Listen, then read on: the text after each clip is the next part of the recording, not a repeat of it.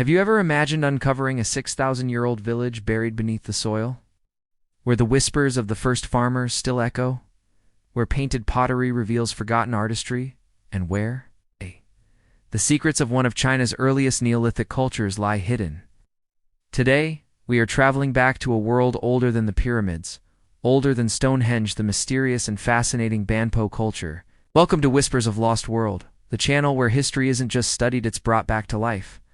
I'm Noman Rashid, your guide through the forgotten civilizations that shaped humanity. If you stay with me until the end of this video, you'll gain a deep understanding of the Banpo culture. Its people, its lifestyle, its art, and why it remains one of the most extraordinary archaeological discoveries of the 20th century. By the end, you won't just know about Banpo, you'll feel as if you walked its streets, touched its pottery, and listened to its silent stories. So, if you love exploring the mysteries of ancient civilizations, make sure to watch closely, because today's journey is unlike anything you've ever seen. The story of Banpo begins with its remarkable discovery. 1953, on the eastern outskirts of Xi'an, workers digging for a factory stumbled upon fragments of painted pottery buried deep beneath the earth. At first glance, these may have seemed like ordinary shards, but when archaeologists arrived, they realized they had uncovered something extraordinary. What they found was a 6,000-year-old settlement belonging to the Yangshao culture, now known worldwide as the Banpo culture.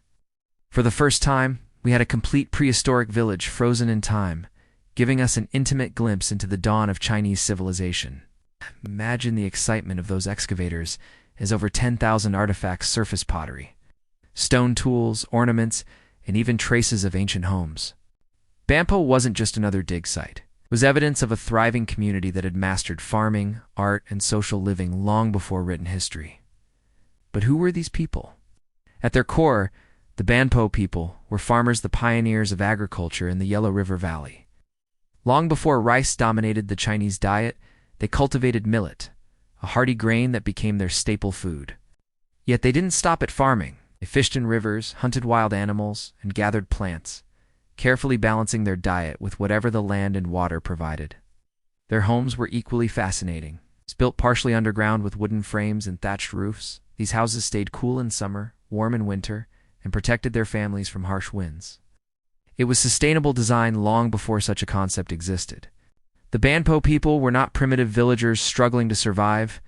They were innovators. They crafted stone and bone tools for fishing, hunting, and farming, and their pottery went beyond simple utility.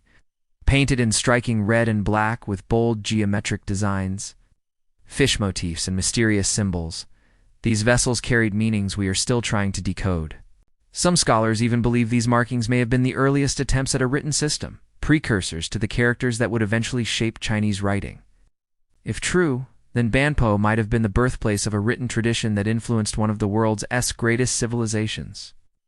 Life in Banpo was not chaotic but carefully organized. The village had designated zones for living, working, and burial. Archaeologists discovered a protective moat around the settlement, hinting at both cooperation and defense. One of the most intriguing findings is the suggestion that Banpo society may have been matrilineal. This means leadership and inheritance could have been passed down through women rather than men, placing women in positions of authority within the community. This challenges many modern assumptions about early human societies and shows just how diverse social structures could be. Death, too, carried deep meaning for the Banpo. The cemetery revealed burials filled with pottery, ornaments, and tools, showing that they believed in an afterlife. Some of the most touching discoveries were the burials of children inside large pottery jars, custom symbolizing both protection and the hope of rebirth. Through these practices, we glimpse a society that valued not only survival, but also meaning, memory, and continuity beyond death. If there is one aspect of Banpo that continues to mesmerize people today, it is their artistry. Banpo pottery, painted in vivid patterns, remains among the finest treasures of Neolithic China. These designs were not random decorations.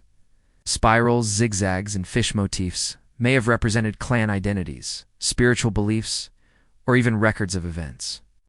When you walk through a modern Chinese museum, you can still see echoes of Banpo's artistry and contemporary ceramic traditions. It is astonishing to think that designs created thousands of years ago continue to inspire artists today. But like all great civilizations, Banpo eventually declined. Around 3000 BCE, the people of Banpo disappeared from the archaeological record. Why? Some theories suggest environmental challenges, such as the unpredictable floods of the Yellow River, forced them to abandon their village. Others believe conflict with neighboring groups drove them away. Still others think that Bampo did not truly vanish but evolved, blending into later cultures of the Yangshuo tradition.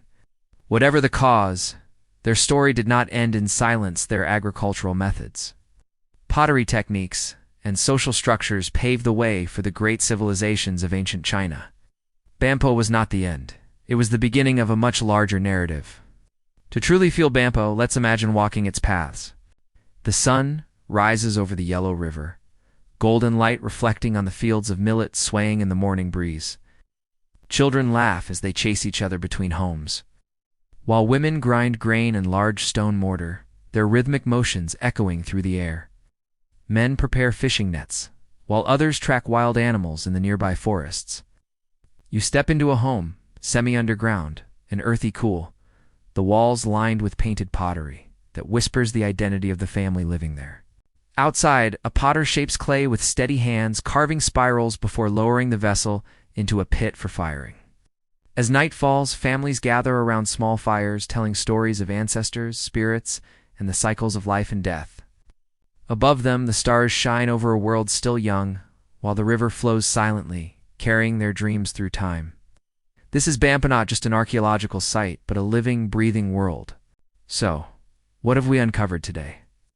We explored the thrilling discovery of Banpo Village in 1953, a site that revealed one of the oldest farming communities in China. We learned about the daily life of its people, their farming, hunting, fishing, and ingenious homes. We discovered how their society was organized, possibly led by women, and how their burials reflected deep spiritual beliefs. We admired their stunning pottery, still celebrated today, and we pondered the mystery of their decline.